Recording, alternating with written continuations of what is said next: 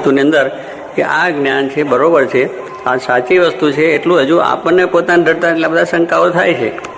ઘરની અંદર શંકાઓ થવાનું કારણ જ આ છે કે જો પોતાને જ બીમાં બેઠી વસ્તુ નથી કે આ વસ્તુ સાચી છે. એટલે આ બધું બાકી બધો એમાં સમય પણ મળી શકે છે, ખાવાનો મળે છે, ઊંઘવાનો મળે છે, બાથરૂમમાં જવાનું, બધા સમય કેટલા મળે, અમથા સમય મળે છે. મહેમાન આવે તો પણ આપણે બેસવું પડે, કલાક આપણું કામ ખોટી કરીને બેસવું પડે.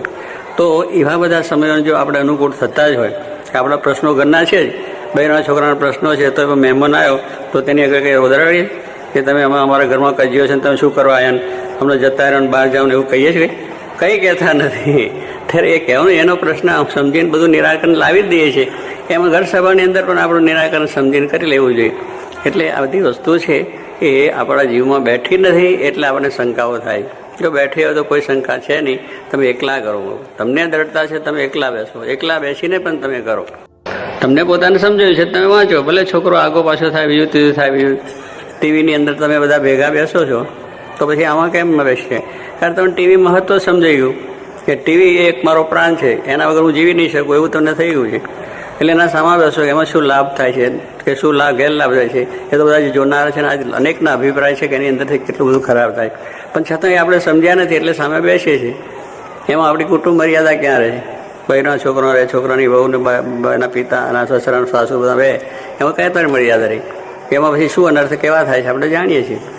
એટલે કહેવાનું શું છે, એવાની અંદર સમય કાઢીને આપણે જો બેસતા એને સમજ્યા છે કે ભાઈ ટીવી અત્યારે જરૂર છે અને કરીએ છીએ, એ બધું કરતા છે. તો આની અંદર પણ ઘર સભાની અંદર આપણે બધાએ બેસવું જ જોઈએ. એમાંથી જે કંઈ મળે, હવે એમાંથી કે એમાં રસ પડતો નથી તો ટીવીમાંથી શું નીકળે છે? કંઈ મેથી રૂપિયા નીકળે ટીવીમાંથી? એમાંથી કંઈ ધંધો મળે છે અંદરથી? કશું મળતું નથી. એને અહીંયા અત્યારે જ જોઈએ છે અમને મળે છે, એમાં શું સાર લો? આ ટીવી વાત કરી ભાઈઓ કે આમાં આપણે પ્રાપ્તિ શું થાય કે સુખ શું થાય, પણ પહેલાંમાં સુખ ક્યાંથી આવે છે? એમાંથી કંઈ પ્રાપ્તિ આપણને જોઈએ થતી નથી. એ તો જોઈએ છે એટલું જ. તો જો એ વસ્તુની અંદરથી આપણે એક ઈચ્છા ના હોય તો ભગવાનના માર્ગની અંદરથી તો પ્રાપ્તિ થવાની જ છે. જો એમાંથી આપણને લાભ માનતા હોઈએ તો આમાંથી જળ વસ્તુમાંથી લાભ માનતા હોય તો ચૈતન્ય વસ્તુની અંદર લાભ કેમ નહીં થાય? થશે, પણ એનો સમય જોઈએ, એને માટેની ધીરજ જોઈએ, એને માટેની હિંમત જોઈએ, એને માટેની એકાગ્રતા જોઈએ. આ બધી વસ્તુ આપણે આમ ના હોય અને પછી આ લોચા લાપસીની વાતો કર્યા કરીએ, આમ છે ને તેમ છે ને ફલાણું છે ને એમ કરીને આપણી જિંદગી પૂરી કરીએ. એમાં પછી ઘરમાં ના થાય ને બહારે ના થાય. પણ આ વસ્તુ છે ભગવાનની વાત છે, સાચી છે. ભગવાન સાચા છે, ભગવાનના સંત સાચા છે.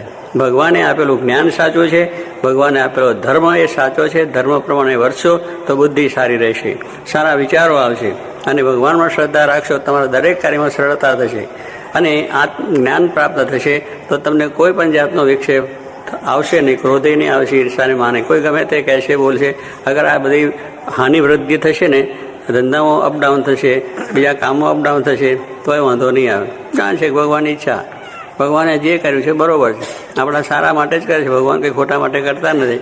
આપણે જન્મ્યા ત્યારે શું લઈને આવ્યા હતા એટલું જ જ્ઞાન કરવાની જરૂર કે જન્મ્યા ત્યારે આપણે હાથે પગે આવ્યા છે એટલું તો બધા સમજાય છે કે નહીં સમજાતું? પછી આ બધું અપડાઉન થયા કરે એની ચિંતા શું કરો? જતું રહ્યું. પણ જન્મ્યા ત્યારે નતા લાય એટલું જ, બીજો વિચાર નહીં કરવાનો. જન્મ્યા ત્યારે કંઈ લઈ નતા એમ, ફરી પાછી મહેનત કરો, પાછું ભગવાન એ ત્યારે આવી છે. પણ આવી કહે છે કે આપણને ખાવા જોઈએ રોટલા ભગવાન આપે છે. ગુણાત્યા શું કે રોટલા દેવા છે દેશે દેશે.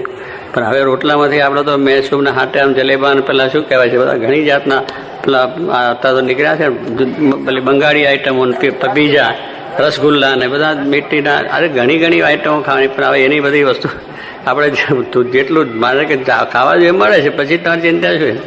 એટલે એ બધી વાનગીઓ ખાવાના જે સ્વાદ છે એ સ્વાદમાંથી આ બધા પ્રશ્નો ઊભા થવાના છે.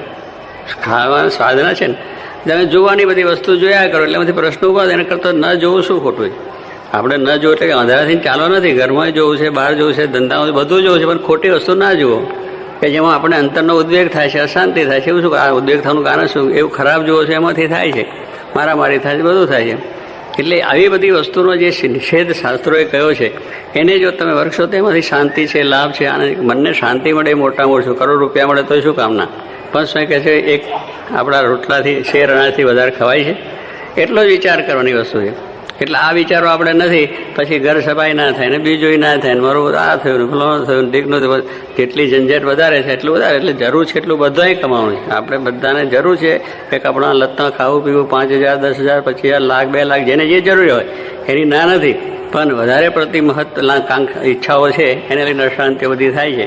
એટલે આ બધું છે એ આપણી અંદર ઘર સભાને પછી આપણે નિષેધ કરીએ, ફલાનું કરીએ, ઠીકનું કરીએ, છોકરા માનતા નથી, બધું નથી જ માનતા, એમાં માનવાનું ક્યાં છે? એટલે આ બધી વસ્તુની દ્રઢતા કરવાની જરૂર છે કે આપણે જે વાત કરી છે સાચી છે અને એ પ્રમાણે કરશું ત્યારે શું કહે છે આ વાત સમજો, લાખ વર્ષ કેળે સમજો, પણ સમજે છૂટકો છે. એક દિવસે છોકરો ડૉક્ટર થતો નથી, એમ એક દાડો સભામાં બેઠા, ઘર સભામાં શાંતિ થઈ ગઈ, કેમ ઘરમાં શાંતિ ના થઈ? પણ એક દાડો છોકરો થઈ ગયો ખરો, ડૉક્ટર બનીને ઘરે આવ્યો ખરો? ક્યાં ગયા જોશી? શું કહેવાય, તમારો છોકરો થઈ ગયો? હે? ત્યાર પછી તમે કેમ એના તરત કહેતા ડૉક્ટરને એમ તેમ? એટલે આ એક દાડામાં તમારે બધું કરવું છે, નહીં થાય એને માટે છોકરાને ધીરે ધીરે બનાવો, મોટો 1, 2, 3, 4, 5, 6 બધી મૂકવી. એની અંદર પાછો નાપાસ પણ થશે, એની પાસે પછી બીજું થશે, તે બધું જ થવાનું છે. પણ એને જો પ્રયત્ન બરોબર કરશો અને તમે જાણશો કે મારે ડૉક્ટર કરવો છે, છોકરો મનમાં ધારશે કે મારે ડૉક્ટર તો જ થવાશે, બાકી એમ ગપ્પા મારે કંઈ થતું નથી, વાતો કરે કંઈ થતું નથી. એટલે આ બધી દ્રષ્ટા છે કે મારે સત્સંગી થવું છે, મારે ભગવાનને રાજી કરવા છે.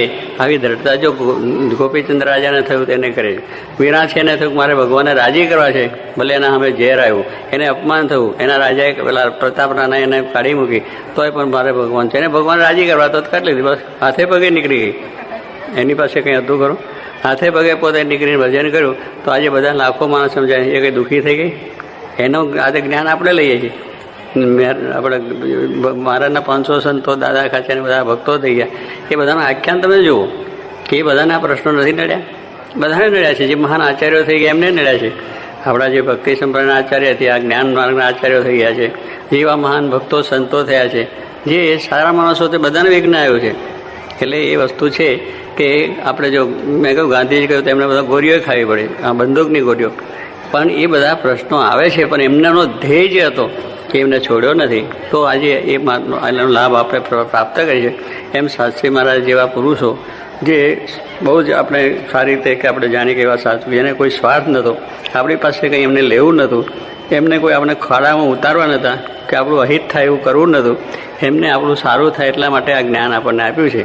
જે મહાન આચાર્યો, જે ભગવાનના અવતારો થયા છે, એમને કોઈ આપણી પાસે સ્વાર્થ નહોતો, એમને એક જ સ્વાર્થ હતો કે આ બધા મનુષ્યો આવું જે અદ્ભુત જે જ્ઞાન છે એ જ્ઞાન પ્રાપ્ત કરે અને એ જ્ઞાનમાંથી સુખ્યા થાય, એટલું જ એમને પોતાનું હતું. અને એ માટે જ એમનો આખો પ્રયત્ન છે. એમને કોઈ આપણે ખોટે રસ્તે ચડવાની જરૂર નથી. મહારાજે પોતે કહ્યું કે કૂવામાં હું ઉતારું કોઈને અને ઉપર ઢાંકનું દઈ દઉં, એમાં મારું શું સારું થાય? એમ ભગવાન સ્વામિનારાયણ બોલે છે. આપણે તો કરીએ સ્વાર્થના માર્યા, હું ઉતારી દે કૂવામાં, એની મિલકત લઈ લઈએ, પણ ભગવાને કોઈ આપણી મિલકત લેવાની છે? આપણી પાસે કંઈ મિલકત લેવાય છે? એ તો કોઈ લેવા જ આવ્યા નથી, એ આપણને આપવા માટે જ આવ્યા છે. એમને પોતાને જો લેવું હોય તો પછી આ શું, જેને જગ્યું રચ્યું આ જગત જોને જુજવી જાતનું રહે, આખું જગત જેને રચ્યું છે, અનંત સંપત્તિ સુખમય જે આખું કર્યું છે, એના મારે જગરાતને સ્વર્ગનો સુખ ને બ્રહ્માનો સુખ ને અનેક સુખો છે, એ બધા રચનાર પોતે છે. પછી એને આપણી પાસે શું લેવાનું કે 2-5 રૂપિયા મળે એટલે સુખી થઈ છે, આપણું ઘર મળે એટલે એટલા માટે નથી. એને આપણે આ બધું આપણામાં જે પેસી ગયું છે જીવમાંથી, એ કાઢી અને સાચું જ્ઞાન જે આપવું છે એટલા માટે આવે. અને એ જ્ઞાને કરીને સુખ્યા થવાનું છે. એ જ્ઞાન હશે તો શું કે પૈસાથી નહીં થવાય, પૈસા હશે તો ઉદ્વેગના શાંતિ થશે, બંગલામાં રહેશો તો ઊંઘ નહીં આવે, આ બધી વસ્તુ આપણે થવાની છે. જ્ઞાન હશે બધું થશે, બધું થશે. એટલે આપણે વસ્તુ સમજાય તો કોઈ જાતનો વાંધો ના આવે. તો આપણે આ પ્રમાણે આ બધા પ્રશ્નોનો ગૂંચવાડો તો છે, બધાને છે, એમને કહ્યું એમ સાચું છે, પણ હવે એમનો ગૂંચવાડો નીકળી જાય અને આપણા બધાનો નીકળી જાય, એ મહારાજને પ્રાર્થના.